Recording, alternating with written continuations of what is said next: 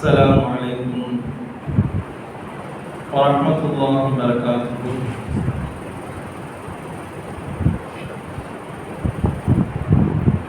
الحمد لله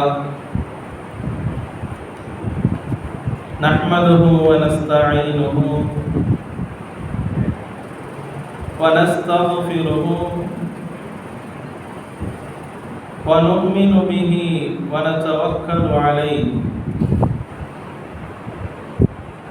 ونعوذ بالله من شرور أنفسنا ومن سيئات أعمالنا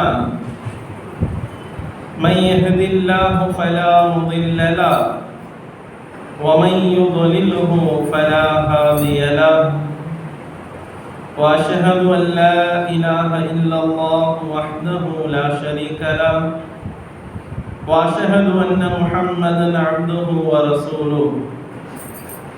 أما بعد، قال الله تعالى في القرآن العظيم وفي الفرقان المجيد: أعوذ بالله من الشيطان الرجيم. بسم الله الرحمن الرحيم. لقد جاءكم رسول من أنفسكم عزيز عليه ما عنتم حريص عليكم بالمؤمنين رؤوف رحيم.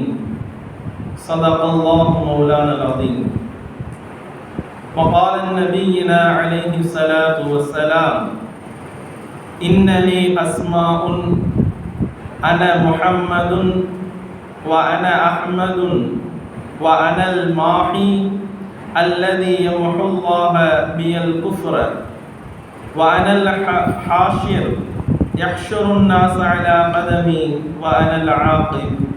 صدق رسول الله صلى الله عليه وسلم. رب اشرح لي صدري ويسر لي أمري واحلل عقدة من لساني يفقهوا قولي. ربي زدني علما. سبحانك لا علم لنا إلا ما علمتنا إنك أنت العليم الحكيم. புகழனைத்தும் ஏகல் வல்ல இறைவனாகிய அல்லாஹ் ஒருவனுக்கே உரித்தாகட்டுமாக. சலாத்தும் சலாமும் ஈருலக தலைவர் முஹம்மது முஸ்தபா ரசூலுல்லாஹி ஸல்லல்லாஹு அலைஹி வஸல்லம் அன்னவர்களின் மீதும் அன்னவர்களின் அடிச்சுவற்றை பின்பற்றி வாழ்ந்த உத்தம சத்திய சஹாபாக்கள், தாபிஈன்கள், தபஅ தாபிஈன்கள், நல்லோர்கள், நாதாக்கள், சிறப்பு வாய்ந்த ஜும்ஆவில் ஒன்று கூடியிருக்கிற நம் அனைவர்களின் மீதும் அல்லாஹ்வின் அன்பும் அருளும் என்றென்றும் நின்று நிலவட்டுமாக. ஆமீன். கண்ணியத்திற்கும் மிகுந்த மதிப்பிற்கும் உரித்தான அல்லாஹ்வின் மேலான நல்லடியார்களே, அல்லாஹ் ரப்புல் ஆலமீன் இந்த மனித சமூகத்தை உலகத்திலே படைத்து மனிதன் நேர்வழி அடைய வேண்டும் என்பதற்காக வேண்டி நிறைய நபிமார்களை அல்லாஹ் தஆலா மனிதர்களிலிருந்தே தேர்வு செய்து அனுப்பி வைத்தார். உலகத்தில் எத்தனையோ நபிமார்கள் வந்து அனைத்து நபிமார்களும் அல்லாஹ்வுடைய கட்டளைப்படி ஏக இறை கொள்கையை உலகத்திற்கு எடுத்து பறைசாற்றினார்கள். சில நபிமார்களுக்கு வேதங்களை அல்லாஹ் ரப்பல் ஆலமீன் வழங்கி சில நபிமார்களுக்கு பல அற்புதங்களையும் அந்த மக்களிடத்திலே காட்டச் சொல்லி அதன் மூலம் நீங்கள் ஏக இறை கொள்கையை மக்களுக்கு மத்தியிலே எடுத்து போதியுங்கள் என்று நிறைய நபிமார்களை அல்லாஹ் தஆலா அனுப்பி வைத்தார். அதிலே இறுதி தூதர் முஹம்மது நபி ஸல்லல்லாஹு அலைஹி வஸல்லம் அன்னவர்கள் அனைத்து நபிமார்களுக்கும் அன்னவருடைய உம்மத்திற்கு அல்லாஹ் சொல்லுகின்ற செய்தி: நீங்கள் எல்லா நபிமார்களையும் நம்பிக்கை கொள்ள வேண்டும். அதிலும் குறிப்பாக முஹம்மது நபி ஸல்லல்லாஹு அலைஹி வஸல்லம் அன்னவர்களை பற்றி சொல்லும் பொழுது அவர்களை நம்பிக்கை கொண்டு அவர்களை உங்களுடைய வாழ்க்கையிலே பின்பற்றி வாழ்ந்து அவர்களை உங்களுடைய உயிரை விட மேலாக அந்த நபியை நீங்கள் நேசிக்க வேண்டும் என்பது இறைவனுடைய கட்டளை. அல்லாஹ் அதற்கு நமக்கு குர்ஆனிலே கட்டளையிட்டு இருக்கிறார். எல்லா நபிமார்களையும் நேசிப்பது ஒரு பக்கம் இருந்தாலும் கூட முஹம்மது நபி ஸல்லல்லாஹு அலைஹி வஸல்லம் அவர்களை ஒரு முஃமின் முஹம்மது நபி பற்றி ஒரு முஃமின் இடத்திலே முஹம்மது நபி அவர்கள் அந்நபியு அவுலா பில் முஃமினீன், அவருடைய உயிரை காட்டிலும் மேலானவர்களாக அவர்கள் மதிக்கப்பட வேண்டும் என்று திருமறை குர்ஆன் ஷரீஃப் வாயிலாக அல்லாஹ் ரப்பல் ஆலமீன் சொல்லித் தருகிறார். ஒரு மனிதனுடைய கண்ணியம், ஒரு மனிதனுடைய பிரியம், அவர்கள் பின்பற்றிய வாழ்க்கை, சொல்லித்தந்த வாழ்க்கை முறை நமக்கு வர வேண்டும் என்று சொன்னால் அது அவர்களுடைய வரலாற்றுகளை எடுத்துக் கூறுவதன் மூலமாக, அவர்களிடத்தில் இருந்த பண்பாடுகளை எடுத்துக் கூறுவதன் மூலமாக, அவர்களிடத்தில் இருந்த பழக்க வழக்கங்களை எடுத்துச் சொல்வதன் மூலமாக நம்மிடத்திலே அந்த மனிதர்களின் மீது கண்ணியமும் மரியாதையும் அன்பும் நமக்கு ஏற்படுகிறது. அந்த அடிப்படையிலே இன்ஷா அல்லாஹ் இந்த வாரம் முஹம்மது நபி ஸல்லல்லாஹு அலைஹி வஸல்லம் அவருடைய இந்த வரலாற்றினுடைய ஒரு பகுதியை நாம் பார்க்க இருக்கிறோம். பெரும்பாலும் எல்லா காலங்களிலும் நாம் நபி ஸல்லல்லாஹு அலைஹி வஸல்லம் அவர்களுடைய வாழ்வியலை பேசிக் கொண்டுதான் இருக்கிறோம். எல்லா நேரங்களிலும் பெருமானாருடைய சொல் செயல் அங்கீகாரம் இது இல்லாமல் இஸ்லாம் பூர்த்தி ஆகாது. அதை ஒட்டியே நாம் பேசிக் கொண்டிருக்கிறோம். அதே சமயத்தில் நபியினுடைய வரலாறுகளிலே நமக்கு பெரும்பாலும் நபித்துவம் பெற்று அதற்கு பின்னால் வந்த வரலாறுகள் நமக்கு நிறையவே தெரியும். இந்த ஜும்மாவில் நாம் பெருமானார் ஸல்லல்லாஹு அலைஹி வஸல்லம் உடைய ஆரம்ப கால நிலை, அவர்கள் பிறப்பு சம்பந்தமான நிலைகள், அவர்கள் ஆரம்பத்தில் பிறந்த போது ஏற்பட்ட சில நிகழ்வுகள், நபித்துவத்திற்கு முன்னால் அவர்களிடத்தில் இருந்த உயர்ந்த பண்புகளை குறித்து நாம் சுருக்கமாக இன்ஷா அல்லாஹ் பார்க்க இருக்கிறோம். இந்த வரலாற்றை நாம் ஆரம்பிப்பதற்கு முன்னால் வரலாற்றினுடைய நூலையும் நான் சொல்லிவிடுகிறேன். நமக்கெல்லாம் அறிமுகமான தெரிந்த அர்-ரஹீகுல் மக்தூம் என்று சொல்லப்படுகின்ற நூலில் இருந்துதான் நாம் இந்த வரலாற்றை சொல்ல இருக்கிறோம். ஏன் இதை சொல்றோம்னா, நமக்கு சில விஷயங்கள் கேட்பதற்கு புதிதாக இருக்கலாம். இந்த அர்-ரஹீகுல் மக்தூம் என்பது 1936ஆம் ஆண்டு பாகிஸ்தானிலே உலக அளவியல்ல ஒரு மாநாடு ஒன்று நடக்கிறது. உலக அளவில் அனைத்தையும் ஒன்று கூட்டி நபி ஸல்லல்லாஹு அலைஹி வஸல்லம் அவர்களை பற்றி ஒரு மாநாடு ஒன்று நடத்துகிறார்கள். அதிலே மக்காவை தலைமையிடமாக கொண்டிருக்கக்கூடிய ஒரு அமைப்பு ஒரு அறிவிப்பை வெளியிடுகிறார்கள். நபி ஸல்லல்லாஹு அலைஹி வஸல்லம் அவர்களை குறித்து ஆய்வு கட்டுரை நீங்கள் எழுதி வாருங்கள். சிறந்து விளங்குகின்ற ஆய்வு கட்டுரைக்கு நல்ல பரிசுகள் உங்களுக்கு காத்திருக்கிறது என்று அறிவிப்பு வெளியிடார்கள். அதுல நிறைய கட்டுரைகள் கொண்டு போய் சேர்க்கப்பட்டது. அதுல முதல் 5 இடத்துல அந்த ஆய்வு கட்டுரைகள்ல முதல் 5 கட்டுரைகளை தேர்ந்தெடுத்து அவர்கள் பரிசுகளை கொடுத்துகிறார்கள். அதுல முதல் இடத்தை பிடித்த கிதாபினுடைய பெயர் தான் அர்-ரஹீகுல் மக்தூம் என்று சொல்லப்படுகின்ற பெயர். இந்த கிதாப் பெருமானார் ஸல்லல்லாஹு அலைஹி வஸல்லம் உடைய வாழ்க்கை வரலாற்றை முழுமையாக எழுதியிருக்கிறார்கள். ஆரம்பத்தில் நபி வருகைக்கு முன்னால் ரொம்ப நீண்ட நெறிய விலாவரியாக அனைவருக்கும் புரிகின்ற விதமாக அரபியிலே எழுதப்பட்ட நூல் இது. ஆரம்பத்தில்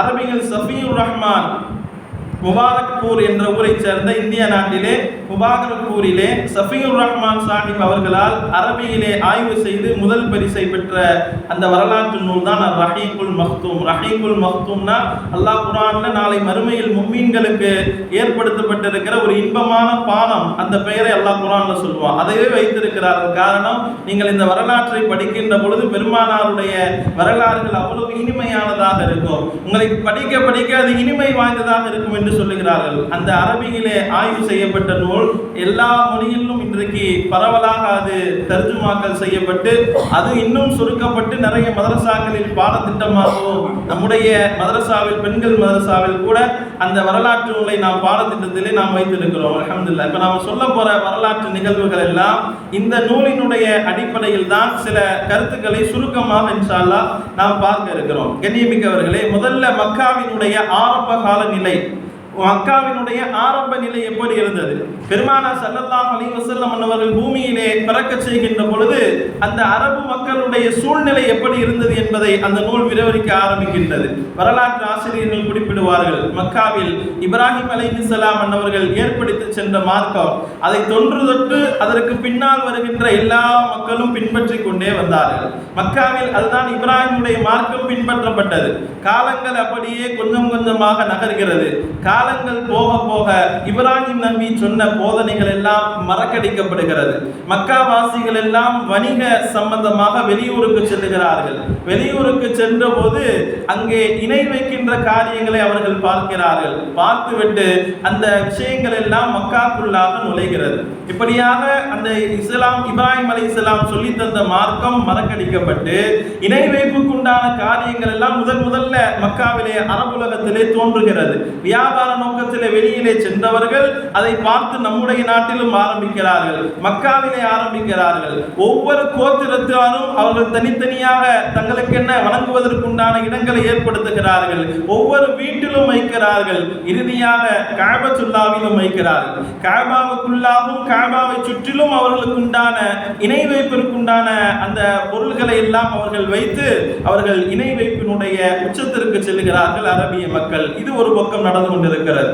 இன்னொரு பக்கத்தில் மூட பழக்க வழக்கங்கள் நிரம்பி இருந்தது. அன்றைக்கு சகுனம் பார்ப்பது, நல்ல நேரம் பார்ப்பது. உதாரணத்திற்கு சொல்ல வேண்டும் என்றால், ஒரு காரியத்தை ஒரு செயலை அவங்க செய்யறதுக்கு முன்னால ஒரு பறவையை அவர்கள் பறக்க விடுவார்கள்.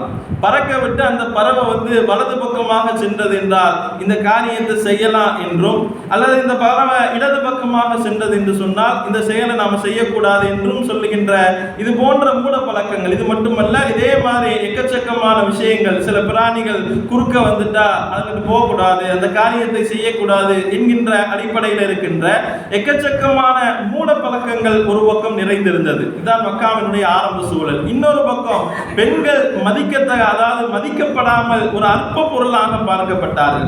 பெண்கள் எல்லாம் புதைக்கப்பட்டார்கள். பெண் குழந்தை என்று சொன்னாலே அது ரொம்ப பயந்து போய் அவர்கள் என்ன செய்ய ஆரம்பித்தார்கள், புதைப்பதற்கும் ஒரு கணவன் மனைவி அப்படிங்கிற அந்த உறவு சமூகம் இல்லாமல் கணவன் மனைவியினுடைய உறவை சீர்கெடுக்கின்ற எல்லா காரியங்களிலும் அந்த ஆரம்ப கால அரபிகள் செய்திருந்தார்கள். இந்த மூன்று நிகழ்வும் அவங்களோட இருந்துச்சு.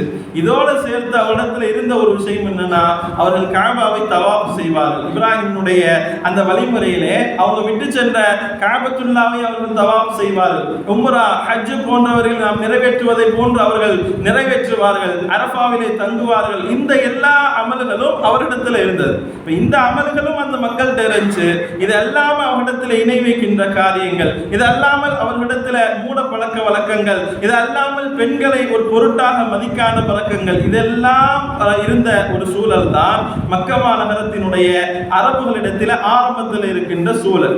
இந்த சூழ்நிலையில தான் அல்லாஹ் ரப்பல் ஆலமீன் இந்த மாதிரியான சிச்சுவேஷன்ல தான் பெருமானார் ஸல்லல்லாஹு அலைஹி வஸல்லம் அவர்கள் அல்லாஹ் தஆலா பூமியிலே பிறக்க செய்கிறார். நபி ஸல்லல்லாஹு அலைஹி வஸல்லம் அவருடைய பரம்பரை மிக நீண்ட பெயர் பட்டியல் உள்ளது. நம்ம நிறைய பெருசா சொன்னாலும் அது உங்களுக்கு ஞாபகம் வச்சுக்க முடியாது, போர் அடிச்சு போயிடும். பெருமானார் ஸல்லல்லாஹு அலைஹி வஸல்லம் பரம்பரை சுருக்கமாக நாம் சுருக்கி சொல்ல வேண்டும் என்று சொன்னால், ஹாஷிமுடைய மகனார் அப்துல் முத்தலிப் அவருடைய மகனார் அப்துல்லாஹ்வுடைய மகனார் தான் முஹம்மது நபி ஸல்லல்லாஹு அலைஹி வஸல்லம் அவர்கள்.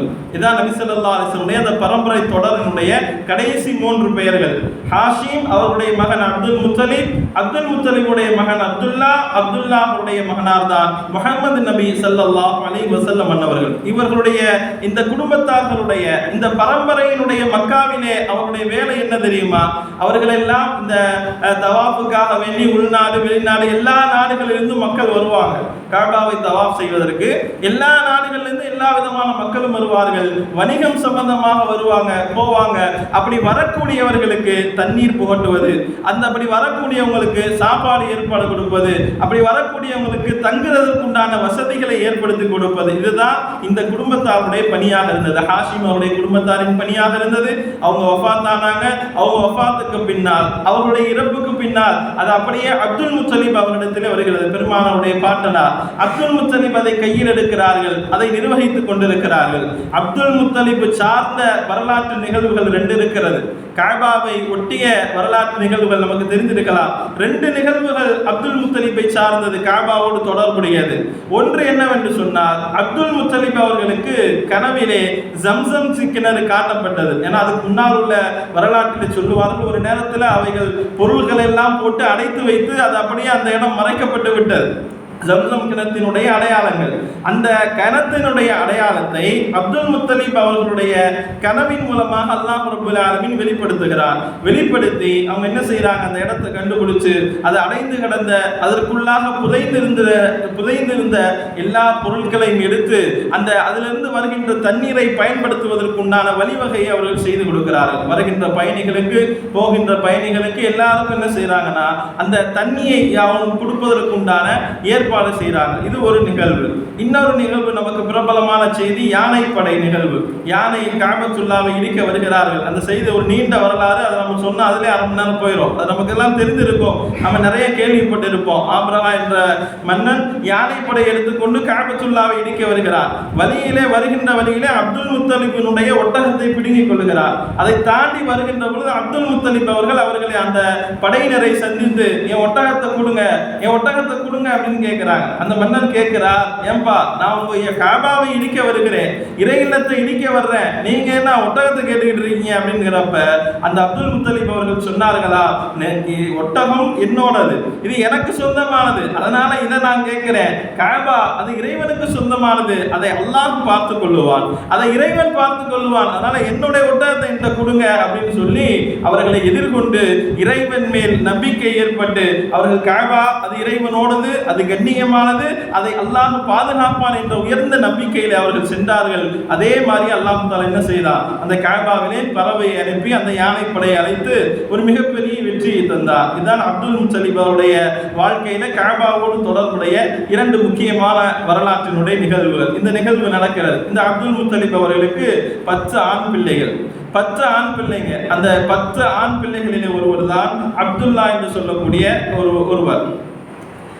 இந்த குழந்தைகள் பிறப்பதற்கு முன்னால் அப்துல் முத்தலிப் ஒரு நேர்ச்சை ஒன்று செய்கிறார். எனக்கு 10 ஆண் பிள்ளைகளை இறைவன் கொடுத்தால் அதில் ஒரு பிள்ளையை நான் இறைவனுக்காக அறுத்து பலியிடுகிறேன் என்று சொன்னார்கள். அதே மாதிரி 10 ஆண் பிள்ளையை அல்லாஹ் தஆலா கொடுத்து விட்டார். கடைசியில் அவர்கள் எல்லாம் வாலிப வயதை அடைஞ்சிறப்ப அவர்கள் சீட்டு குலுக்கி போடுறாங்க. யாரை நாம தான் நேர்ச்சை செய்திருந்தோமே, யாராவது ஒரு ஆளை நாம அறுத்து ஆகணுமே அப்படின்னு சொல்லிட்டு சீட்டு குலுக்கி போடுறாங்க. அந்த 10 பேரை போட்டப்ப அதுல வந்த பெயர் அப்துல்லா அப்படிங்கிற பெயர் வந்து விட்டது. அப்துல்லா அப்படிங்கிற பெயர் வந்தோன்னே அவர்களுக்கு அறுப்பதற்கு மனசு இல்லை. இது ஒரு பிள்ளையை அறுப்பதற்கு மனசு இல்லை. யா அல்லாஹ் என்னுடைய நேர்ச்சையை மன்னிச்சுக்க, நான் பிள்ளை அப்துல்லா பேர் வந்து விட்டது, நான் திரும்ப இன்னொரு சீட்டு குலுக்கி போடுறேன், அப்துல்லாவா 100 ஒட்டகமா, ரெண்டுல எதையும் அறுப்பது என்று நான் குலுக்கி போடுகிறேன், அதுல ஒரு நல்ல முடிவு எனக்கு தான் அப்படின்னு சொல்லி குலுக்கி போடுறாங்க. அந்த நேரத்துல 100 ஒட்டகம் என்று வந்தது. அந்த பிள்ளைக்கு பகரமாக அவர்கள் 100 ஒட்டகத்தை அறுத்து அவர்கள் பலி எடுத்து கொடுத்தார்கள். அந்த பிள்ளை தான் அப்துல்லா. அந்த அப்துல்லாவிற்கு அவர்கள் வளர்ந்த பின்னால் ஆமினா என்ற பெண்மணியை திருமணம் முடித்து கொடுக்கிறார்கள். உயர்ந்த மக்காவில் இருக்கின்ற உயர்ந்த குலத்தை சார்ந்த உயர்ந்த பெண்மணியை அவர்கள் என்ன செய்கிறார்கள், மணமுடித்து கொடுக்கிறார்கள். இந்த அப்துல்லா ஆமினா அம்மையார் இந்த 2 பேருக்கும் பிறந்தவர்கள் தான் முஹம்மது நபி ஸல்லல்லாஹு அலைஹி வஸல்லம் அவர்கள். முஹம்மது நபி ஸல்லல்லாஹு அலைஹி வஸல்லம் உடைய பிறப்பிற்கு முன்பாகவே அவருடைய தந்தை வஃபாத் ஆகிவிட்டார்கள். அவர்கள் ஒரு வியாபார நோக்கத்திற்காக வேண்டி ஷாமை நோக்கி செல்லுகிறார்கள். சென்று விட்டு திரும்ப வருகிற வழியிலே மதீனாவிற்கு அருகிலே வந்தவுடன் அவர்களுக்கு நோய்வாய் ஏற்படுகிறது. நோய் ஏற்பட்ட அவர்கள் கடைசியாக மதீனாவிலேயே தங்கி விடுகிறார்கள். அங்கே என்ன செய்கிறார்கள், வஃபாத்தாக ஆகிறார்கள். அங்கே அவர்கள் உயிர் பிரியப்படுகிறது. பெருமானா ஸல்லல்லாஹு அலைஹி வஸல்லம் பூமிக்கு வருவதற்கு முன்னால் அவருடைய தந்தை இழக்கிறார்கள். அவருடைய தந்தை வஃபாத் ஆகிறார்கள். காலங்கள் அப்படியே கடந்து செல்லுகிறது. ஆமினா அம்மா அருமை நாயகம் ரசூலுல்லாஹி ஸல்லல்லாஹு அலைஹி வஸல்லம் அவர்களை பெற்றெடுக்கிறார்கள். அல்லாஹ் ரப்பல் ஆலமீன் அவருடைய வயிற்றிலிருந்து முஹம்மது நபி ஸல்லல்லாஹு அலைஹி வஸல்லம் அவர்களை பிறக்க வைக்கின்றார். வரலாற்று ஆசிரியர்கள் எழுதுவார்கள், அந்த பிள்ளை பிறக்குகின்ற பொழுது ஆமினா அம்மாவுடைய உடம்பிலிருந்து ஒரு பேர் ஒளி வீசியது. அங்கிருந்த கோட்டைகள் எல்லாம் அதனால் மின்னிக் கொண்டிருந்தது, ஜொலித்துக் கொண்டிருந்தது. அல்லாஹ் ரப்பல் ஆலமீன் நுபுவத்தினுடைய முன் உதாரணமாக அவர்களின் மூலமாக அல்லாஹ் தஆலா அதை காட்டுகிறான் என்று வரலாற்று ஆசிரியர்கள் குறிப்பிட்டு சொல்லுவார்கள். ஆமினா அம்மாவின் இடத்திலிருந்து முஹம்மது நபி ஸல்லல்லாஹு அலைஹி வஸல்லம் அவர்கள் பிறக்கிறார்கள். பிறந்த நபி ஸல்லல்லாஹு அலைஹி வஸல்லம் அவர்களை மகிழ்ச்சியாக தூக்கி கொண்டு போய் அவருடைய பாட்டனார் அப்துல் முத்தலிப் இடத்திலே கொண்டு போய் காமிக்கிறார். கொண்டு போய் நிற்கிறாங்க. இது மாதிரி பையன் பிறந்திருக்கிறான் என்று சொன்ன உடனே மகிழ்ச்சியாக அதை வாங்கி கொண்டு கஅபத்துல்லாவிலே போய் நின்று இறைவனுக்கு நன்றி செலுத்துகிறார்கள். இறைவனுக்கு நன்றி செலுத்திவிட்டு முஹம்மது என்று பெயர் சூட்டுகிறார்கள். இப்போதான் முதல்ல இதுவரைக்கும் அரபுலகத்திலே பெயர் சூட்டப்படாத ஒரு பெயர், யாருக்குமே அறிமுகம் இல்லாத ஒரு பெயர், புதிதான ஒரு பெயர் இறைவன் அவருடைய உள்ளத்திலே உதிக்க வைத்து முஹம்மது என்ற பெயரை சூட்டுகிறார்கள். நாயகம் ஸல்லல்லாஹு அலைஹி வஸல்லம் கூட ஒரு ஹதீஸில் சொல்லுவார்கள், எனக்கு சில பெயர்கள் இருக்கிறது என்று சொல்லிவிட்டு சொல்லுவார்கள், நான் முஹம்மதாக இருக்கிறேன், நான் புகழப்பட்டவனாக இருக்கிறேன், வான அஹமது நான் அல்லாஹ்வை அதிகம் புகழ்பவனாக இருக்கிறேன், வான வஅனல் மாஹி, நான் குஃப்ர் என்னும் பாவத்தை அழித்து ஒழிப்பதற்காகவே நான் வந்திருக்கிறேன். வஅனல் ஹாஷிர், நான் கியாமத் நாளில் மறுமையிலே எல்லா மக்களுக்கும் முன்னால், எல்லா மக்களும் எனக்கு பின்னால் தான் எழுவார்கள், எல்லா மக்களுக்கும் முன்னால் எழக்கூடியவனாக இருக்கிறேன். வஅனல் ஆகிப், நான் இறுதி தூதராகவும் இருக்கிறேன் என்று நபி ஸல்லல்லாஹு அலைஹி வஸல்லம் அவர்கள் அவருடைய பெயரை பற்றியும் சொன்னார்கள். அன்றைக்கு வைத்தார்கள் முஹம்மது என்று சொன்ன ஒரு பெயர், இன்றைக்கு வரைக்கும், ஏன் கியாமத் நாள் வரைக்கும் அந்த பெயர் உலகம் முழுக்க சுற்றிக் கொண்டே வர வைத்தான் அல்லாஹ் ரப்பல் ஆலமீன். பெருமானார் ஸல்லல்லாஹு அலைஹி வஸல்லம் உடைய அற்புதத்தை அல்லாஹ் தஆலா அங்கிருந்தே ஆரம்பித்து விட்டார். அவருடைய வாழ்வியலே அவர் உலகத்திற்கு எவ்வளவு ரஹ்மத்தானவர்கள், எவ்வளவு மகத்தானவர்கள், அவரை எவ்வளவு நீங்கள் கண்ணியம் அவரை பற்றி உங்களுடைய உள்ளத்தில் இருக்க வேண்டும் என்பதற்கு பெருமானார் ஸல்லல்லாஹு அலைஹி வஸல்லம் அவர்கள் பிறந்த அந்த ஆரம்பத்திலிருந்து அல்லாஹ் தஆலா பல அற்புத நிகழ்வுகளை காட்ட ஆரம்பித்து விட்டார். முஹம்மது என்று பெயர் வைத்தார்கள்.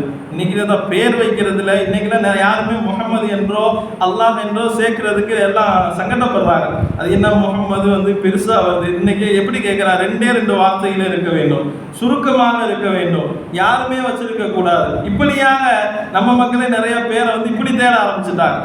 அதெல்லாம் அல்லாஹ்வுடைய பெயரோடு சேர்த்து வைக்கிறது, முஹம்மது அஹமது இதெல்லாம் சேர்த்து வைக்கிறது, அதுல ஒரு பரக்கத்து இருக்கிறது. பெருமானாரும் அல்லாஹ்வும் ரசூலும் அதைத்தான் விரும்புகிறார்கள். மறுமையில அந்த பெயரோடைய குணாதிசயங்களோடு தான் ஒரு மனுஷன் உலகத்துல அவனுடைய குணாதிசயங்கள் அமையும். பெயர் அர்த்தமுள்ள பெயராக இருக்க வேண்டும். நாளை மறுமையில நம்முடைய அத்தா பெயர் அந்த பெயரை சொல்லிதான் எழுப்ப போறோம். அதனால பெயர் வைக்கின்ற விஷயத்துல அன்னைக்கு முஹம்மது என்று வைத்தார்கள். நிறைய உலகத்தில் முழுக்க வைக்கிறாங்க. ஆனா இன்னைக்கு அந்த பெயரை வைக்கிறதுக்கு பயப்படுறாங்க. யார்? நம்மளே. முஹம்மது நபியுடைய உம்மத்தில் இருக்கக்கூடிய கூட்டம் முஹம்மது என்று பெயர் வைப்பதற்கு, அஹமது என்று பெயர் வைப்பதற்கு, அல்லது வேறு பெயரோடு அதை சேர்த்து வைப்பதற்கு சங்கடப்படுகின்ற ஒரு சூழல் தான் இன்னைக்கு என்ன இருக்கு நம்முடைய உம்மத்தினுடைய நிலைமை. அப்ப அன்னைக்கு அவங்க முஹம்மது என்று பெயர் வைத்து மகிழ்ச்சிகளை கொண்டாடினார்கள். பெருமானார் ஸல்லல்லாஹு அலைஹி வஸல்லம் உடைய முதல் நிலை பாலூட்டுகின்ற நிலை. அன்றைக்குள்ள நகர்ப்புறத்தில் வாழுகின்ற மக்கள் எல்லாம் அன்றைக்கு இருந்த பழக்கம் என்னவென்றால், கிராமத்தில் இருக்கின்ற பெண்களிடத்திலே தங்களுடைய குழந்தைகளை பாலூட்டுவதற்காக அனுப்பி வச்சிருவாங்க. பாலூட்டுவதற்காக வேண்டி என்ன செய்வார்கள், அவர்கள் அனுப்பி வைத்து விடுவார்கள். இந்த சூழல்ல தான் ஹலீமா அம்மா அப்படிங்கிற ஒரு பெண்மணி தான் முதல்ல பெருமானார் ஸல்லல்லாஹு அலைஹி வஸல்லம் அவர்களுக்கு பாலூட்டினார்கள். அவங்க சில வரலாற்று நிகழ்வு சொல்றாங்க. எனக்கு என்னென்ன விதமான அதிசயங்கள் எல்லாம் நடந்தது, பெருமானார் ஸல்லல்லாஹு அலைஹி வஸல்லம் அவர்களை நான் பெற்றதற்கு பின்னால் என்னுடைய வாழ்க்கையில் என்னென்ன அதிசயங்களை எல்லாம் நான் பெற்றேன் என்பதை அவர்களே விவரிக்கிறார்கள். நானும் என் கணவரும் என்னுடைய ஒரே ஒரு பிள்ளை 3 பேரும் நாங்கள் கழுதையின் மீது பயணித்துக் கொண்டு நாங்கள் வந்து கொண்டிருக்கிறோம். மதீனா மக்காவை நோக்கி வருகிறோம். அன்றைக்குள்ள பஞ்சமான ஒரு காலம். எதுக்கு வரோம்னு சொன்னா குழந்தைகளை தேடுறதுக்கு. அன்னைக்கு செவிலி தாய்கள், கிராமத்திலே வாழ்கின்ற செவிலி தாய்கள் குழந்தைகளுக்கு பால் ஊட்டி அதுல அந்த குழந்தையினுடைய தந்தை என்ன செய்வார்கள், ஏதாவது ஒரு காசு கொடுப்பாங்க, ஏதாவது ஒரு தொகை கொடுப்பாங்க. இதுதான் அவர்களுடைய வேலையாக இருந்தது, அவனுடைய பணியாக இருந்தது. அப்ப இந்த சூழல்ல நாங்க என்ன செஞ்சோம், அங்க மக்காவிற்குள்ளாக வருகிறோம். எங்களோட ஒரு 4-5 பேர் வந்திருந்தாங்க. யாருமே இந்த முஹம்மது நபியை அப்துல் முத்தலிப் அவர்கள் பால் ஊட்டுவதற்காக கொண்டு போய் கேட்கிறாங்க, யாருமே முன் வரல. எந்த பெண் மக்களும் முன் வரல. அதுக்கு காரணம் என்னவென்றால் அவர் தந்தை இல்லாதவர். இப்ப அவருக்கு நாம பால் ஊட்டணும்னு சொன்னா அவனுக்கு எந்த விதமான பலனும் இருக்காது, எந்த காசும் கிடைக்காது, எந்த வருமானமும் இருக்காது என்று சொல்லி என்ன செஞ்சுட்டாங்க, எல்லா பெண் மக்களும் பின் வாங்கிட்டாங்க. எல்லாரும் வேற வேற குழந்தையை பெற்றுக் கொண்டார்கள். நான் முஹம்மது நபி ஸல்லல்லாஹு அலைஹி வஸல்லம் அவர்களை பெற்றுக்கொள்ளேன். எனக்கு முஹம்மது நபியை நான் பெற்றுக்கொண்டேன். பெற்றுக்கொண்ட இடத்திலே வந்து அமர்ந்தவுடன் நாங்கள் போகின்ற பொழுது எங்களுடைய ஒட்டகத்தினுடைய நிலை, ஒட்டகத்தில் பால் சுரக்காத ஒரு நிலையில் இருந்தது. ஒட்டகம் பால் தராத சூழ்நிலையில் இருந்தது. எப்பொழுது முஹம்மது நபி ஸல்லல்லாஹு அலைஹி வஸல்லம் அவர்களை நான் வாங்கி என்னுடைய மடியிலே அமர்த்தினேனோ, எங்களுக்கு எல்லா நிலைகளிலும் எங்களுடைய நாங்கள் வைத்திருந்த கால்நடை, நாங்கள் வைத்திருந்த ஒட்டகமாக இருக்கட்டும், நாங்கள் வைத்திருந்த ஆடுகளாக இருக்கட்டும், எல்லாம் கொழுத்து செழிப்பாக நிறைய பால் வளங்களை தர ஆரம்பித்து விட்டது. இந்த அற்புதத்தை முஹம்மது நபி ஸல்லல்லாஹு அலைஹி வஸல்லம் அவர்களிடத்தில் நான் கண்டேன் என்று ஹலீமா அம்மா அவர்கள் இந்த வரலாற்றை நிகழ்கிறார்கள். அருமை நாயகம் ரசூலுல்லாஹி ஸல்லல்லாஹு அலைஹி வஸல்லம் ஆரம்ப காலம் முதல் அவர்கள் வாங்கிய இடங்கள் எல்லாம் அல்லாஹ் ரப்பல் ஆலமீன் பரக்கத்து பொருந்தியதாக அல்லாஹ் ஆக்கினார். எல்லா இடங்களையும் பெருமானார் ஸல்லல்லாஹு அலைஹி வஸல்லம் அவர்கள் சார்ந்த அத்துணையும் ரஹ்மத்தாக ஆக்கினார். என்றால் அவர் ரஹ்மத்துல் ஆலமீன் என்று குர்ஆன்ல சொல்லி இருக்கிறார் அல்லவா. எல்லா மக்களுக்கும் ரஹ்மத்தாக நாம் அனுப்பி இருக்கிறோம். உலகத்தில் இருக்கின்ற அத்துணை மக்களுக்கும் ரஹ்மத்துல் ஆலமீனாக நபிகள் நாயகம் ஸல்லல்லாஹு அலைஹி வஸல்லம் அவர்கள் இருக்கிறார்கள். அந்த ரஹ்மத் அவர்கள் செல்லுகின்ற இடங்கள் எல்லாம் பரக்கத்தாக அல்லாஹ் மாற்றுகின்றான். அவருடைய செல்லுகின்ற இடங்கள் எல்லாம் செல்வ செழிப்பாக அல்லாஹ் ஆக்குகிறான். காலங்கள் கடகிறது, பால்குடி காலம் முடிகிறது, விளையாட்டு பருவம் வருகிறது. அலிமா அம்மா சின்ன பிள்ளைங்க, பெருமானா ஸல்லல்லாஹு அலைஹி வஸல்லம் சிறிய பிள்ளைகளும் விளையாடி கொண்டிருக்கிறார்கள். பெருமானா ஸல்லல்லாஹு அலைஹி வஸல்லம் அவருடைய முதல் நிகழ்வு ஜிப்ரீல் அலைஹிஸ்ஸலாம் மூலமாக அவருடைய நெஞ்சு பிளக்கப்பட்டு அவருடைய உள்ளத்தை தூய்மைப்படுத்தினார்கள். இந்த செய்தி முஸ்லிம் ஷரீஃபில் பதிவு செய்யப்படுகிறது. ஹஜ்ரத் அனஸ் ரலியல்லாஹு அன்ஹு அவர்கள் அறிவிக்கிறார்கள் அல்லவா, சிறுவர்கள் எல்லாம் நாங்கள் விளையாடி கொண்டிருக்கின்றோம். சிறுவர்கள் எல்லாம் விளையாடிக்கிட்டு இருந்தாங்க. சிறுவர்கள் எல்லாம் விளையாடி கொண்டிருந்த சூழ்நிலை ஜிப்ரீல் அலைஹிஸ்ஸலாம் ஒரு மனிதர் வருகிறார். வந்து பெருமானா ஸல்லல்லாஹு அலைஹி வஸல்லம் அவர்களை கூப்பிட்டு அவருடைய நெஞ்சத்தை பிளந்து உள்ளிருந்து அவருடைய இதயத்தை எடுத்து அந்த இதயத்தில் ஒட்டியிருந்த ஒரு கரும்புள்ளியை, ஒரு துண்டை என்ன செய்கிறார்கள், அவர்கள் அகற்றுகிறார்கள். அகற்றிவிட்டு சொல்லுகிறார்கள், இதுதான் உங்களிடத்தில் இருக்கின்ற ஷைத்தானுடைய ஒரு துண்டு. ஷைத்தானிடத்திலிருந்து நீங்கள் பாதுகாக்கப்பட்டு விட்டீர்கள், நீங்கள் தூய்மைப்படுத்தப்பட்டு விட்டீர்கள் என்று சொல்லிவிட்டு ஜம்சம் நீரால் அவர்கள் அந்த உள்ளத்தை கழுவி என்ன செய்கிறார்கள், திரும்ப அவருடைய உடம்பிற்குள்ளாக வைத்து தைத்து விட்டு செல்லுகிறார்கள். அனஸ் ரலியல்லாஹு அன்ஹு சொல்லுவாங்க, நான் இன்றைக்கும் அவர்களுடைய அந்த அடையாளத்தை நான் காணுகின்றேன் பெருமானாருடைய மேனியிலே, பெருமானார் ஸல்லல்லாஹு அலைஹி வஸல்லம் மேனியிலே இன்றைக்கு அதை நான் காணுகிறேன் என்று ஹஜ்ரத் சையதுனா அனஸ் ரலியல்லாஹு அன்ஹு அவர்கள் இந்த செய்தியை, ஹதீஸை அவர்கள் அறிவிப்பு செய்கிறார்கள். முஸ்லிம் ஷரீஃப்ல பதிவு செய்யப்பட்டிருக்கிறது. அப்ப இதுவும் ரசூலுல்லாஹ்வுடைய வாழ்க்கையில முதல்ல அவர்கள் பரிசுத்தப்படுத்தப்படுகிறார்கள். ஷைத்தானுடைய தீண்டுதலிலிருந்து அவர்கள் பாதுகாப்பு பெறுகிறார்கள். அப்படியே காலங்கள் நடக்கிறது. அவர்கள் வாலிப வயதை 6 வயதை அடைகிறார்கள். 6 வயதை அடைந்த பின்னால் இந்த நிகழ்வுக்கு பின்னால இவங்க ஹலீமா அம்மா என்ன செஞ்சுட்டாங்க, இது புது நிகழ்வாக நடக்கிறது என்று பயந்து போய் ஆமினா அம்மாட்டே கொண்டு போய் திரும்ப விட்டுட்டாங்க. பெருமானாருக்கு 6 வயது. அங்கே ஆமினா அம்மாவினுடைய மரணம் அல்லாஹ் ரப்பல் ஆலமீன் ஏற்படுத்துகின்றார். ஆமினா அம்மாவை இழக்கிறார்கள். அப்படியே பெருமானாரை வளர்க்குகின்ற பொறுப்பு அவருடைய பாட்டனார் அப்துல் முத்தலிப் இடத்திலே செல்லுகிறது. மிகவும் பரிவோடு வளர்த்தார்கள், பாசத்தோடு அன்போடு அவர்கள் என்ன செய்தார்கள், அவர் ரொம்ப அரவணைப்பாக தங்களுடைய பிள்ளைகளையும் விட தாஷி ஒருபடி மேல போய் ரொம்ப பாசம் காட்டி முஹம்மது நபி ஸல்லல்லாஹு அலைஹி வஸல்லம் அவர்களை வளர்க்கிறார்கள். 12 வயது ஆகிறது, 8 வயது ஆகிறது. 8 வயதிலே அவருடைய பாட்டனார் அப்துல் முத்தலிப்பும் வஃபாத்தாக ஆகிறார். அவர்கள் இறப்பதற்கு முன்னாலே ஒரு செய்தியை சொல்லிவிட்டார், எனக்கு பின்னால் பெருமானார் ஸல்லல்லாஹு அலைஹி வஸல்லம் அவர்களை வளர்க்குகின்ற பொறுப்பை அவருடைய சிறிய தந்தை, அதாவது அவருடைய அத்தா கூட பிறந்த அப்துல்லா சொன்னோம்ல, பெருமானாருடைய அத்தா, அவர்கள் கூட பிறந்த சிறிய தந்தை அபூ தாலிபின் இடத்திலே அவர்களை ஒப்படைத்து விடுங்கள் என்று சொல்லுகிறார்கள். அபூ தாலிபினுடைய பராமரிப்பில் தான் அருமை நாயகம் ரசூல் ஸல்லல்லாஹு அலைஹி வஸல்லம் நீண்ட காலங்கள் வளர்கிறார்கள்.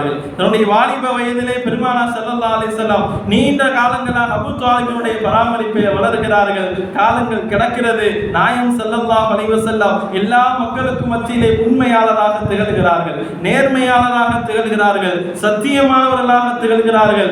எல்லாம் நம்பிக்கைக்குரியவர். இவரிடத்திலே ஒரு காரியத்தை ஒப்படைத்தால், இவரிடத்திலே வியாபார கூட்டத்தை நாம் அனுப்பி வைத்தால் ரொம்ப நியாயமான முறையில் போய் வணிகம் செய்துவிட்டு வியாபாரம் செய்துவிட்டு லாபத்தை கொண்டு வந்து தருவார்கள் என்ற ஒரு நிலையை அல்லாஹ் ரப்பல் ஆலமீன் எல்லா மக்களுடைய உள்ளத்திலும் ஏற்படுத்தினார். எல்லா மக்களும் அதே போல நம்பி இருந்தார்கள். அவர்கள் வாலிப வயதை அடைகின்றார்கள். இந்த செய்தியை ஹதீஜா அம்மா அப்பதான் கேள்விப்படுறாங்க. ஹதீஜா அம்மாவினுடைய வயது 40. அவர்கள் அப்போதுதான் அந்த நிகழ்வை பெருமானாரை பற்றி கேள்விப்படுறார். கேள்விப்பட்டு விட்டு அவர்களை அழைத்து தன்னுடைய வியாபார கூட்டத்திற்காக அவங்களை அனுப்பி வைக்கிறாங்க. அனுப்பி வைத்து விட்டு மிக உயர்ந்த லாபத்தோட என்ன செய்யறாங்க, ஸல்லல்லாஹு அலைஹி வஸல்லம் அந்த வியாபார கூட்டத்தோடு திரும்பி வராங்க. இந்த வந்ததற்கு பின்னால் தான் ஹலீமா அம்மா மிகப்பெரிய ஒரு செல்வ சீமாட்டி, மக்காவிலே வாழுகின்ற உயர்ந்த ஒரு அந்தஸ்தை கொண்ட நிறைய செல்வங்களை கொண்டிருக்கக்கூடிய ஒரு பெண்மணி. அவர்கள் கணவனை இழந்து விட்டார்கள். அவர்களுக்கு வயது 40. அவர்களை மக்காவில் இருந்த பெரும் குடும்பங்கள் எல்லாம் பெண் கேட்டு வந்தார்கள். ஆனால் யாரும் கொடுக்க மறுத்து விட்டார்கள். அருமை நாயகம் ரசூலுல்லாஹி ஸல்லல்லாஹு அலைஹி வஸல்லம் அவர்களை திருமணம் முடிக்க வேண்டும் என்று ஆசைப்பட்டு தன்னுடைய தோழியின் மூலமாக முஹம்மது நபிக்கு அந்த செய்தி சொல்லப்படுகிறது. ஸல்லல்லாஹு அலைஹி வஸல்லம் சம்மதிச்சாங்க. அவங்க போய் தன்னுடைய சிறிய தந்தை இடத்திலே சொன்னார்கள், பெருமானார் ஸல்லல்லாஹு அலைஹி வஸல்லம் அவர்களுக்கும் ஹதீஜா அம்மாவுக்கும் நபியின் நபியினுடைய 25 வயதிலே முதல்ல திருமணத்தை அல்லாஹ் ரப்பல் ஆலமீன் ஏற்படுத்தி கொடுத்தார். முதல்ல திருமணம் முடிக்கிறது கதீஜா அம்மாவின் மூலமாகத்தான். பெருமானார் ஸல்லல்லாஹு அலைஹி வஸல்லம் 6 பிள்ளைகளை பெற்றெடுத்தார்கள். மொத்தம் நபிக்கு 7 பிள்ளைகள். அதுல 6 பிள்ளைகள் கதீஜா அம்மாவின் மூலமாகத்தான் அல்லாஹ் ரப்பல் ஆலமீன் கொடுத்திருந்தார். வாழ்க்கையிலே அப்படியே கிடக்கிறது. நபித்துவத்திற்கு முன்னால் உள்ள காலங்கள் வரை பெருமானார் ஸல்லல்லாஹு அலைஹி வஸல்லம் நற்பண்புகளை கொண்டவர்களாக இருந்தார்கள். நல்ல சிந்தனையாளராக இருந்தார்கள். மிகப்பெரிய அழகான தன்மை உடையவர்களாக இருந்தார்கள். பண்பிற்கும் பாசத்திற்கும் உரியவர்களாக பெருமானார் ஸல்லல்லாஹு அலைஹி வஸல்லம் அவர்கள் வாழ்ந்திருந்தார்கள். நபித்துவத்தினுடைய இந்த 40 ஆண்டுகள் 40 வயதில்தான் பெருமானார் ஸல்லல்லாஹு அலைஹி வஸல்லம் நபித்துவம் கிடைத்தது. அதற்கு முன்னால் வரை இந்த வரலாற்று நாம் சொன்ன நிகழ்வுகள் எல்லாம் சுருக்கமான நிகழ்வுகள். அதற்கு பின்னால கஅபாவை 35 வயசு இருக்கிறப்ப ஸல்லல்லாஹு அலைஹி வஸல்லம் அவங்களுக்கு கஅபா வெள்ளத்தினால் பாதிக்கப்படுகிறது. அதை சரி செய்கின்ற பொழுது அந்த ஒவ்வொரு கூட்டத்தாரும் என்ன செய்யறாங்க, சண்டை போட்டுக்கிறாங்க. எல்லாம் ஆளுக்கு ஒரு பக்கம் சரி செய்யறாங்க. கஅபாவினுடைய 4 பகுதியை ஒவ்வொரு குடும்பத்தார்கள் இருப்பார்கள் அல்லவா, ஒவ்வொரு குடும்பத்தாரும் அவங்கவுங்க தேர்ந்தெடுத்து அந்த கஅபாவை சரி செய்கிற பணியில் ஈடுபடுறாங்க. கடைசியில ஹஜ்ருல் அஸ்வதினுடைய கல்லை எடுத்து வைக்கின்ற இடம் வருகின்ற பொழுது அவர்களுக்குள்ளாக சண்டை ஏற்படுகிறது, சச்சரவு ஏற்படுகிறது. நாம அவங்க எல்லாம் முடிவு பண்றாங்க, நாளை காலையில நம்ம பள்ளிவாசல் கஅபாக்குள்ள யார் முதல்ல வர்றாங்களோ அவர் என்ன சொல்றாரோ அதை நாம ஏத்துக்குவோம், அதை எடுத்துக்கொள்வோம் என்று சொல்லி முடிவு பண்றாங்க. பார்க்கிறார்கள் காலையில முஹம்மது நபி ஸல்லல்லாஹு அலைஹி வஸல்லம் முதல்ல உள்ள வராங்க. வந்த உடனே எல்லா மக்களுக்கும் சந்தோஷம், சரி இவர் வந்துட்டார். ஏன்னா எல்லா மக்களுடைய உள்ளங்களிலும் அன்றைக்கு நம்பிக்கையாளராக ஒரு நல்ல மனிதராக தோன்றிய மனிதர் அருமை நாயகம் முஹம்மது ரசூலுல்லாஹி ஸல்லல்லாஹு அலைஹி வஸல்லம் மட்டும்தான். இவங்க சொன்னா எல்லாரும் நாம ஏத்துக்குவோம் அப்படின்னு சொல்லி பெருமானார் சொன்னாங்க, ஒரு துண்டை விரிங்க, ஒரு கல்லை எடுத்து வைங்க, யார் யாரெல்லாம் நீங்க பிரச்சனை பண்ணீங்களோ எல்லாரும் வந்து அந்த துண்டனுடைய ஒவ்வொரு பகுதியை பிடிச்சுக்கிட்டு அப்படியே தூக்கிட்டு வாங்க, நான் எடுத்து கல்லை வைக்கிறேன் என்று சொன்னார்கள். பெருமானார் ஸல்லல்லாஹு அலைஹி வஸல்லம் அதே போன்று வைத்த அந்த ஹஜ்ருல் அஸ்வதை எடுத்து நாயகம் ஸல்லல்லாஹு அலைஹி வஸல்லம் பொருத்துகின்றார்கள். இது நபித்துவம் கிடைப்பதற்கு 5 ஆண்டுகளுக்கு முன்னால் நடந்த நிகழ்வு. இதுதான் பெருமானார் ஸல்லல்லாஹு அலைஹி வஸல்லுடைய ஆரம்ப காலத்திலிருந்து நபித்துவம் வாங்குவதற்கு முன்னால் வரை இருக்கின்ற இந்த காலகட்டத்திலே நடந்த சில முக்கியமான நிகழ்வுகளை நாம் சொல்லியிருக்கிறோம். இந்த நிகழ்வுல பொதுவாக வரலாறுகள் சொல்லப்படுவதற்கு உண்டான காரணம், ஒருவரை பற்றி உண்டான அன்பு நம்முடைய உள்ளத்தில் வர வேண்டும் என்றால், ஒருவரை பற்றி உண்டான கண்ணியம் நமக்கு வரணும்னு சொன்னா அவங்களுடைய வரலாறுகள் நமக்கு தெரிந்திருக்க வேண்டும், அவங்கள்ட்ட இருந்த நல்ல பண்புகள் தெரிந்திருக்க வேண்டும், நல்ல குணநலங்களை நாம் தெரிந்திருக்க வேண்டும். அந்த வகையில 40 வயசுக்கு வரைக்கும் நாயகம் ஸல்லல்லாஹு அலைஹி வஸல்லம் இடத்துல இருந்தது மகத்தான குணங்கள், உயர்ந்த குணங்கள், உயர்ந்த பண்பாடுகள், நல்ல ஒழுக்கங்கள் இருந்தது. எது நேரமும் அந்த அறியாமை காலத்தில் கூட ஸல்லல்லாஹு அலைஹி வஸல்லம் அவர்கள் இளமையாக இருந்த பொழுது கூட மது அருந்தியது கிடையாது, யாரையும் தவறாக பேசியது கிடையாது, யாரையும் இழிவாக பேசியது கிடையாது. உயர்ந்த குணத்திற்கு சொந்தக்காரர்களாக விளங்கினார்கள் என்பதுதான் அருமை நாயகம் ரசூலுல்லாஹி ஸல்லல்லாஹு அலைஹி வஸல்லம் உடைய இந்த ஆரம்ப கால வரலாற்று நமக்கு சொல்லித் தருகின்ற மிக உன்னதமான பாடம். கண்ணியமிக்கவர்களே, இது பெரிய ஒரு வரலாறு, நாம் நீண்டு கொண்டே போகும். இதனால் நாம் சுருக்கி இன்ஷா அல்லாஹ் இதை 40 வயசுக்கு உண்டான நடந்த சில நிகழ்வுகளை மாத்திரம் உங்களுக்கு சொல்லி இருக்கிறோம். நம்முடைய சொன்னதனுடைய நோக்கம் உள்ளத்துல பெருமானாரை பற்றி உண்டான கண்ணியம் நமக்கு ஏற்பட வேண்டும், மதிப்புகள் ஏற்பட வேண்டும், அவர்களை பற்றி உண்டான அன்பும் பாசமும் மென்மேலும் நமக்கு அதிகரிக்க வேண்டும் என்பதுதான் இதனுடைய நோக்கம். இதுல நமக்கு உண்டான மிக உயர்வான பாடம் இதுதான். ரசூலுல்லாஹ் இடத்துல இருந்த உயர்ந்த பண்பாடுகள், பெருமானாரிடத்துல உயர்ந்த நல்ல பழக்க வழக்கங்கள். இன்னைக்கு எதையோ இந்த ஏதாவது ஒரு அமலை எடுத்துக்கொண்டு இது நபி வழியா இல்லையா அப்படிங்கிறதுல நமக்கு மத்தியிலே சண்டை பிடித்துக் கொண்டிருக்கிறோம்.